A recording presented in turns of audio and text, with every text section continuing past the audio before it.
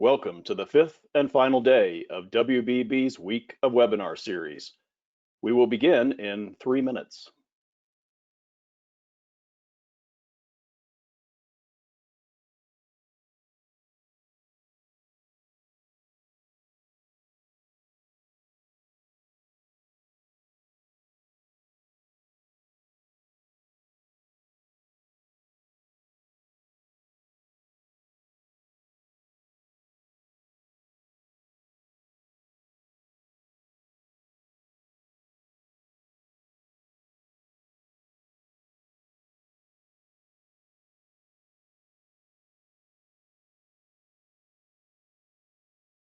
Thank you for joining us on the fifth and final day of our free webinar series.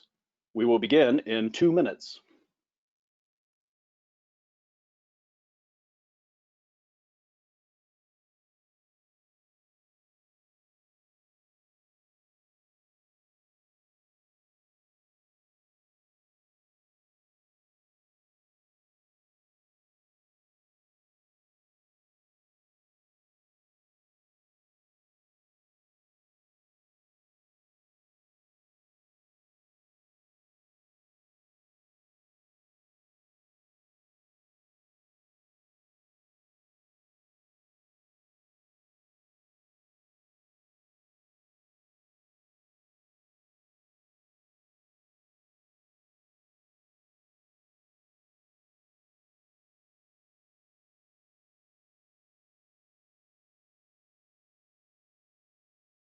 Thank you for joining us for the fifth and final day of our free webinar series. The webinar will begin shortly.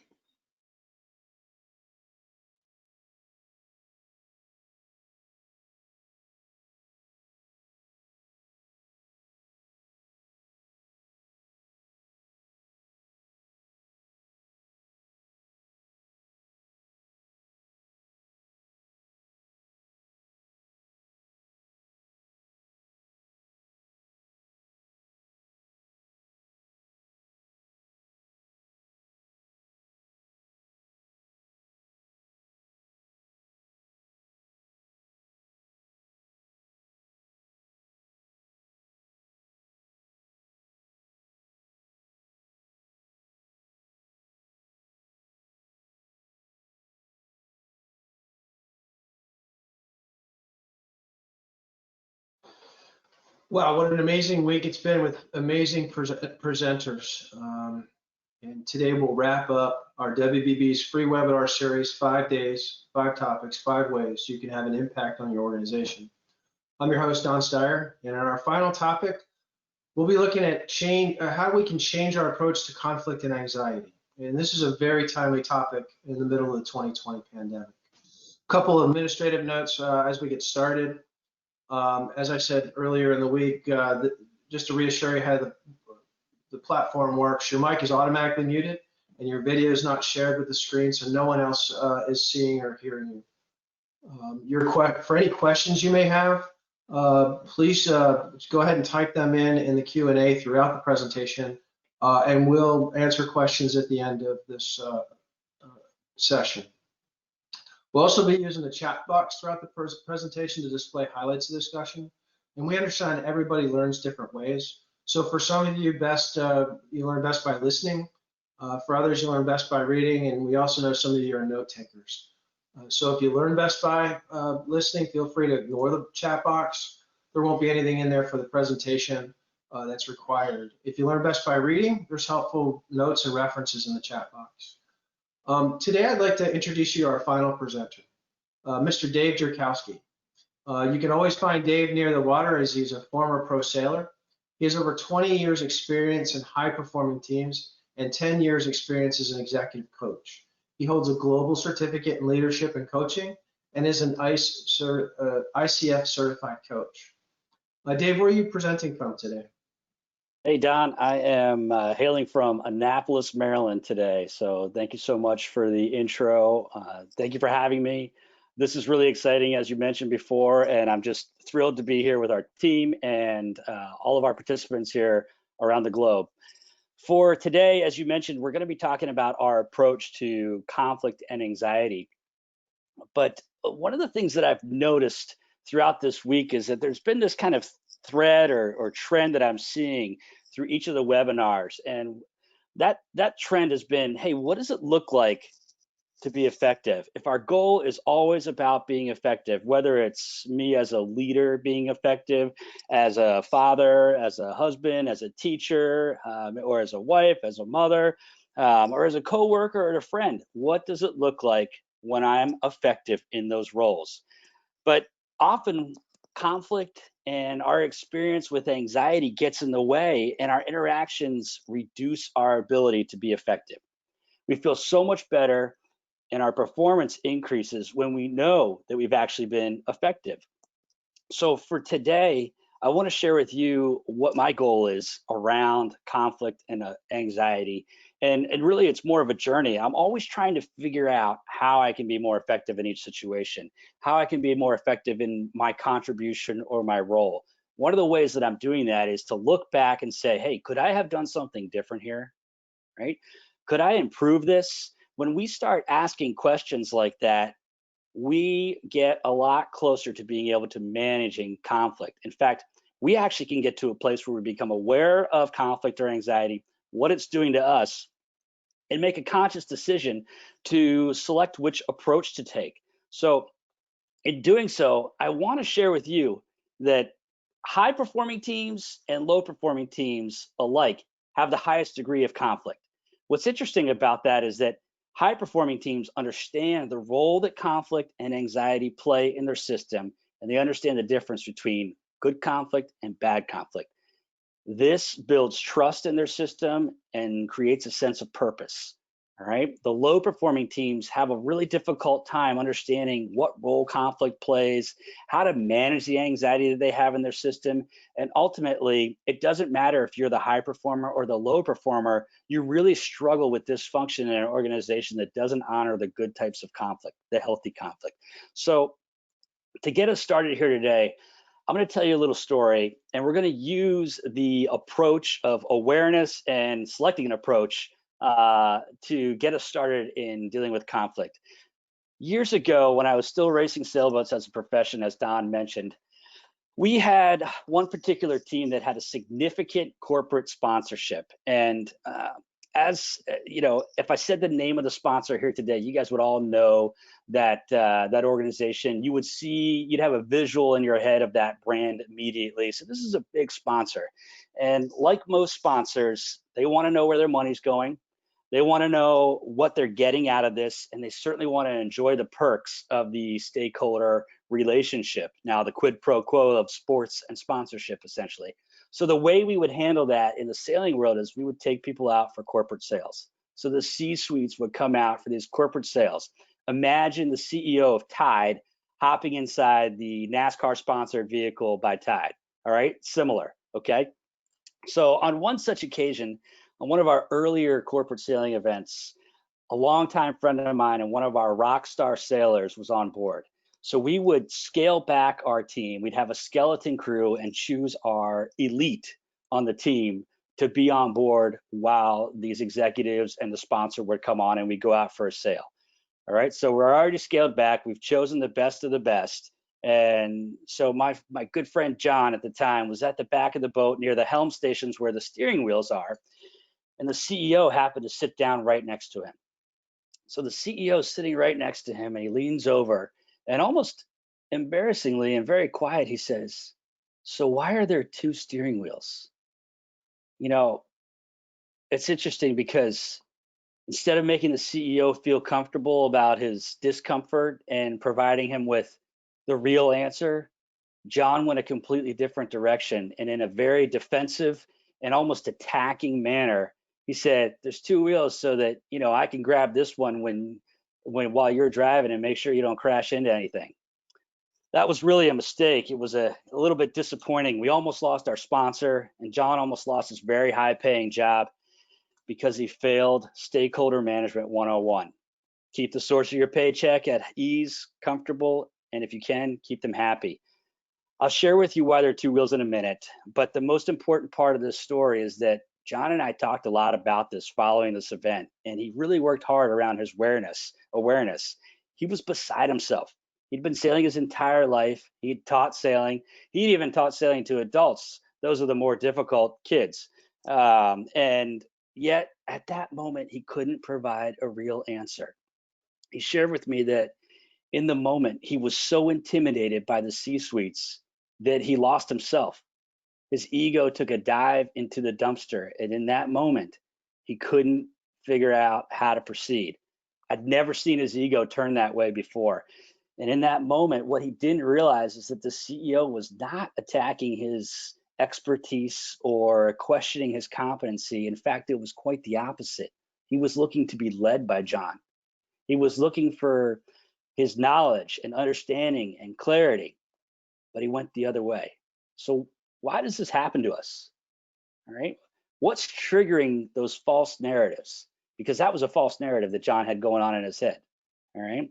For each of us, it's a little different, but the first step is to figure out how the trigger is happening and be open to a new approach. We have to be aware enough to open up a new approach for us. I've learned that I can't leave you guys hanging about these two steering wheels. So let's take a look at that real quickly. There's basically four simple reasons why there's two steering wheels on a race boat. Look at the pictures on the left and right. You'll notice that they're driving from the high side here. So the first two reasons is visibility and staying dry. On the left-hand picture here, the awareness needed is way out in the distance. There's no obstructions to the right, no other boats. I know you probably can't see that picture too clearly, but on the right-hand side, their approach is moving very quickly, and you can see that the high side is the best place to have your weight. So having two steering wheels allows you to get your weight up onto the high side of a boat, flatten out the boat, it speeds up. These boats are really light and very fast, and moving one body over to the side actually makes a big difference. So the fourth and final reason that you would have two wheels is redundancy. If you hit a wave at a really high speed the wrong way, or you hit a submerged object, you could damage a wheel. And let me tell you, being able to jump to the other wheel when you have gear failure is really nice. So when you take a look at the boats in the middle here, and we think about why there's two wheels, notice here, they're going the same direction, the same speed, and yet they're driving from different sides of the boat. Both of these boats actually have a different tone at this moment in the race. They have a different anxiety to deal with. The boat in front of us here is the lead boat. They have a lot of confidence. The helmsman can rely on the team to provide him all the information he needs in this moment to round the mark comfortably and quickly. The boat in pursuit behind them is in a different anxiety level, a different stake is at hand here. And this helmsman is making sure he's got maximum visibility. In these moments, anxiety can really increase. Your team could be yelling things, voices are all over the place. And having been there so many times before, it can get very distracting. This helmsman has an opportunity to help manage the anxiety on the boat by simply putting himself in a position where he can see better versus listening to everybody telling him where to go and how fast to go and where he should be. All right. So much like conflict, we have to become intentional about our approach. You have options, and the anxiety we often feel in conflict sometimes tells us differently. We only hear that false narrative, though, sometimes telling us, you're not confident, John. You've got to think about things differently. These boats are headed in the same direction, but they have a different approach. All right. So if they were to come around this corner and fail at this approach angle, these two boats neck and neck, high intense situations, multi-million-dollar carbon fiber vessels here colliding, and carbon fiber doesn't hold up to that very well. It'd be a pretty bad situation. So they're collecting a lot of data and they're managing their approach and the anxiety in the team. We learned a lot about managing data and using data to make decisions here when Deborah Durham was talking to us earlier this week. These boats are using a lot of data and they're managing anxiety. She also touched on the fears and anxiety associated with change. These boats are also dealing with similar situations. Understanding conflict and anxiety helps us make decisions, helps us navigate change. We are ineffective at managing conflict and anxiety for others until we understand conflict and anxiety in ourselves. So now that we know John and we've learned a little bit about sailing, I want you to jot these two things down for yourself. First, jot down the goal is to be effective. Second, jot down a word or a trigger for you that reminds you about a leadership challenge or a problem you faced in the last year. So I want you to think about, hey, how do we manage these situations? How do we manage these situations in the workplace, in our workplace race course, if you will? What options do I have when pressure is building and you're briefing out the labor union workforce about the new PPE requirements and restrictions on their work due to COVID? That's going to be an anxiety-ridden conversation. It's going to be difficult. So the first step is to understand our own anxiety. Next, we need to recognize what it looks like when we are triggered. Lucky for us, for creatures of habit, and for each of us, our trigger is similar to a fingerprint. It shows itself in almost cookie cutter situations over and over again. Lastly, we have to decide. We have to own the anxiety and own the conflict we experience and approach the desired outcome with positive intentions. All right. So let's make sure we're all on the same page here. For this conversation, we can think of conflict as any condition in which we experience a clash of opposing values or needs. There's some sort of incompatibility going on with principles or values or interests, but make no mistake, that incompatibility or colliding is not necessarily by design. In fact, a lot of times it's by perception or by nature, all right? The conflict then stimulates or creates the anxiety how we feel about things. For anxiety, we're often feeling a sense of worry, nervousness, and unease. So often there's an element of unknown and uncertainty. Great. So now we're clear on conflict and anxiety. So we have to figure out what roles we can choose to lead from anxiety and lead with our anxiety. That's right, with our anxiety. So will I choose to own the anxiety I feel and acknowledge my awareness around the anxiety? Will I become intentional about how I use the anxiety? Will I regulate that anxiety and the experience for me into the system? Hopefully, the answer is yes. All right. Another way of looking at these options is actually to analyze them as roles. So we have 3 anxiety roles that we can play when we're leading. All right. The 3 anxiety roles are the anxiety broker, the anxiety conduit, and the non-anxious presence. Now, unfortunately, we've probably all experienced the anxiety broker. Hopefully, we haven't played it too much in our lives, but there may be areas in our life where we're more prone to play this broker role. When we're playing the anxiety broker, we're buying, selling, and trading anxiety all day long. The sole intent is to raise the anxiety of everyone around us. There's not a lot of awareness, however, around anxiety or conflict. 2 people that come to mind that I think of when I think of the anxiety broker are Michael Jordan and Steve Jobs. Michael Jordan was an intense player. He was a known entity. He still is that way. Great guy. But however, you know, if you were going to go to dinner with him today, if you had the luxury of doing so, there's a good chance he's going to play the credit card roulette game with you, which is where you throw your credit card into a hat and then you draw out who's going to pay for it. I guarantee you it's going to be a really expensive dinner. And yes, he just pushed that anxiety onto you. You didn't have a choice. Steve Jobs, however, as the anxiety broker, when he was on the board, the creative board for Pixar, Ed Catmull actually took him aside and said, hey, you've got to go. You cannot be on our creative board at the most innovative periods in our projects. We're trying to figure things out. We've got the brightest minds here at the table and the most creative people. They want to produce, they want to be innovative, and you're shooting everything down, right? We'll bring you back in when it's time to start vetting things. But right now, we need the creative juices flowing. Now, the second anxiety role that we can play is the conduit. Just like it sounds, things come in one way and they go out exactly the same way. One of the ways we're experiencing the anxiety conduit today is simply in how we're managing our schedules. A lot of you, here we are in a video call right now, a lot of you are going 6, 7, 8 video calls in a day, back to back to back. You might have had a similar schedule when you were in the office, but the difference would have been that you probably got up and walked from one room to the next room. That was actually functioning as a gateway for your brain to break up that conduit. Right now, we can easily come out of one meeting that was very intense, frustrating and left us fairly ineffective, and we roll right into the next meeting, which is usually our favorite meeting with, our fun team and the projects we love working on, but we're not equipped to have that conversation. And subsequently, we kill the creativity and the collaboration that could be going on in that meeting. So this anxiety conduit is something we often play, but we have a lot of potential here. The awareness is there, but it lacks intentionality.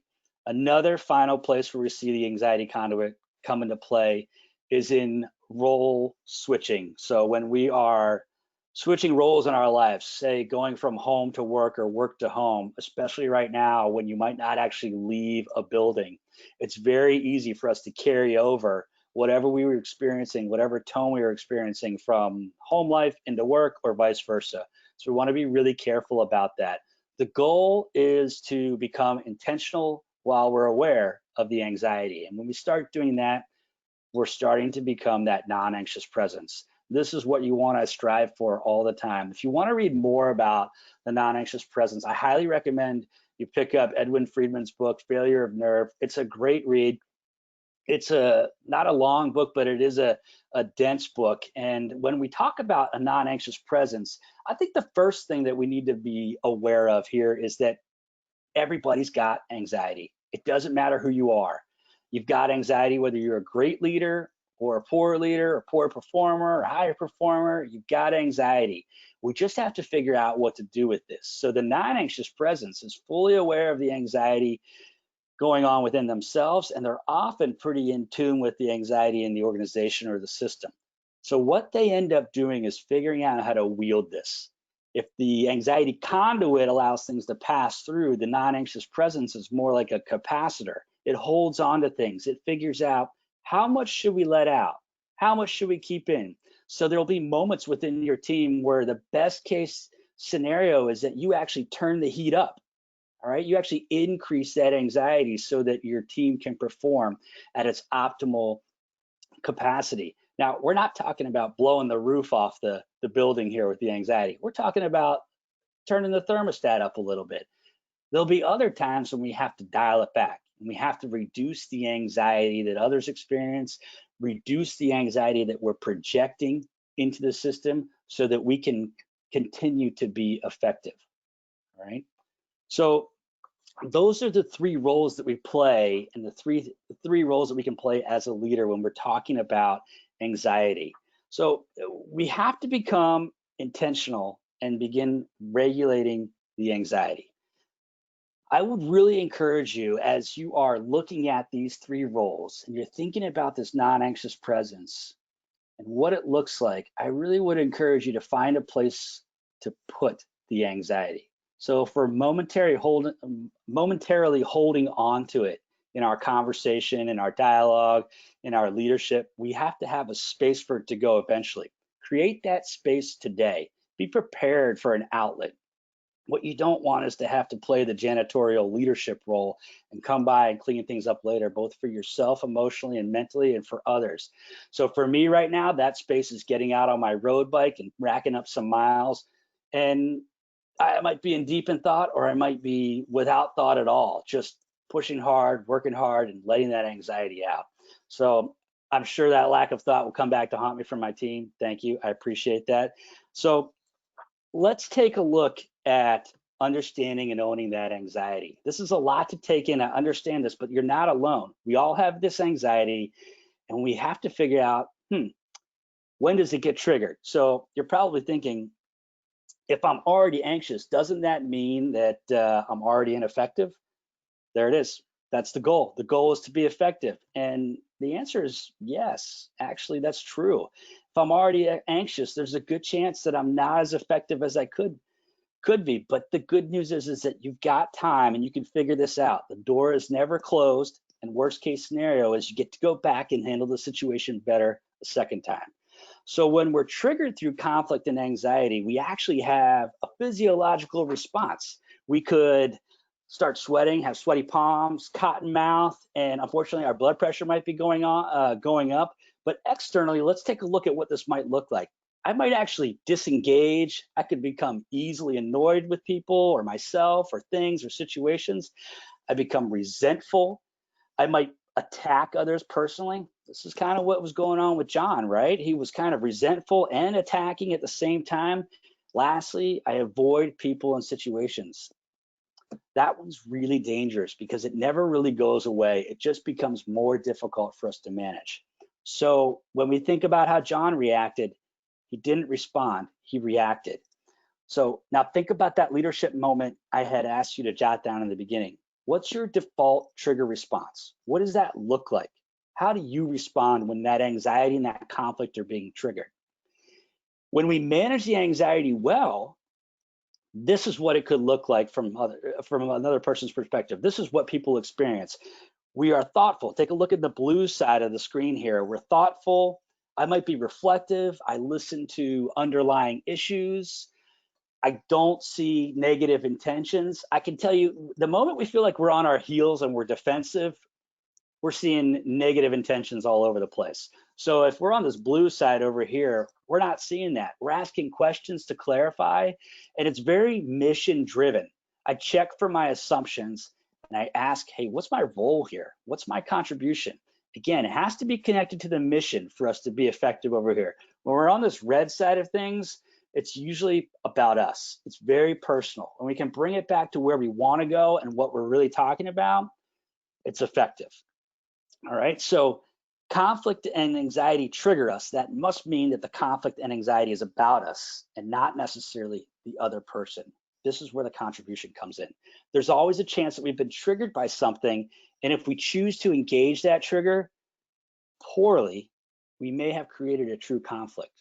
That's what happened with John. It was about him, remember? It was about how he felt with his competency, and it quickly became about the whole team. We almost lost the sponsor. John almost lost his paycheck, and we almost lost the food off our plates. That was a big deal. All right, he chose poorly there. So what could he have done differently? Conflict is actually rooted in 4 core issues. And because we've been talking about John and we've been talking a little bit about competence, let's start there. All right, so the 4 competencies are control, competence, the 4 core issues are control, competence, acceptance, and survival. The first one that we're going to look at, like I said, is John's. We're going to look at competence here. And think about, if competence is my core issue, I'm liked and respected only on the basis of my performance. So when I feel like my performance is not good enough or it's questioned, I get triggered. Now, anytime you hear me say, I feel, I want you to think false narrative. Okay, so not necessarily rooted in reality. We've created a false narrative. The feeling is not necessarily connected to reality. So in John's case, we know the CEO's motive, and we also know that John's competency, or John's core issue, is competency, because John and I have been sailing together for 15 years, and we've talked a lot about it. The purpose of learning about core issues is so that you are comfortable and aware of your core issue. Navigating conflict is not about diagnosing others, determining the core issues, or understanding their triggers. Navigating conflict is about understanding our core issue and recognizing the triggers early on and choosing to manage our anxiety. Okay, I can't express that enough. It's not about diagnosing others. So for competence, these people set the bar really high for themselves. It's difficult to set it higher than they would, and they're usually really high performers, and they have a great contribution to the team. So for control, as we start looking at that core issue, I'll readily admit this is mine. All right, and so if this is mine, I feel safe and I'm at my best when I feel like I'm in control of situations, tasks, projects, whatever it might be. When I feel like my control is threatened or my sense of control is threatened, my anxiety is triggered. Okay, remember, when I feel out of control, there's a false narrative there. I need to figure out, hey, is there really a lack of control here? And that's how I navigate, is I actually have to, like a cat, talk myself out of a tree and say, hey, Dave, do we really need to be this intense right now? Is this really about, is this just about you, or is this about the mission that's going on here? So control people are usually very dependable and high performers, and they have a strong contribution to the team as well. When we look at acceptance as a core issue, I want to be liked and I want to be accepted by others. And sometimes I may even want to please people. I get triggered and my anxiety increases when I worry about people not liking me. I worry whether or not I've chosen wisely and I've made the right decision. So acceptance people are really great at reading the room and intuitively understand people. These are also great assets on your team. Lastly, survival as a core issue. This is the one that protects us as the team. This is the one that protects those close to them. This is the one that ensures we are all safe in the environment. The risk to the environment around us is at a minimum. This core issue is usually a product of truly being under threat in some way, shape, or form at an early age. If survival is my core issue, I must take care of myself and those that are important to me. The world is full of peril, so I need to be on my guard.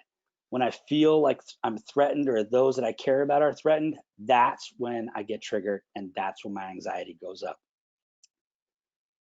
Take a deep breath.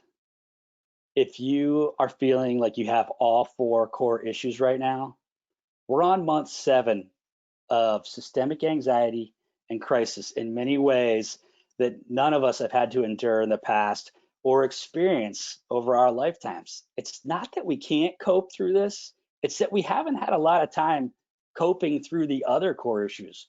We're probably most comfortable with our own, even though it still triggers us. But now the other ones are triggering us. Remote working has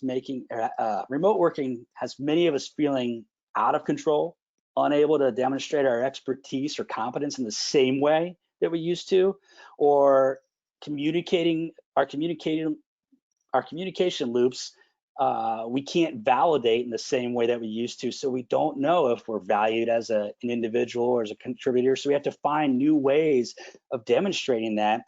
And for the first time ever, you're starting to realize having enough toilet paper is the key to survival.